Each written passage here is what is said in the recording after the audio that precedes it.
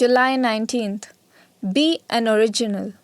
The Bible reading is from Psalm 139, verses 13 to 24. Verse for today. For thou didst form my inward parts, thou didst weave me in my mother's womb. Psalm 139, verse 13. A friend was teaching someone how to use a computer program. He tried to make a copy of a disk so that the student could take it home and practice. But the disk was programmed to keep people from making copies, so he couldn't duplicate it.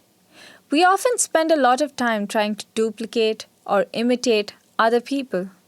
Often we dress, talk, and act like those we admire. But you really can't duplicate others. God made each person unique. He gave you special talents and abilities that maybe you can't see because you're busy admiring someone else. Ask someone you respect, your youth leader, a teacher, a parent, what unique talents you have. Then thank God for them. Amen.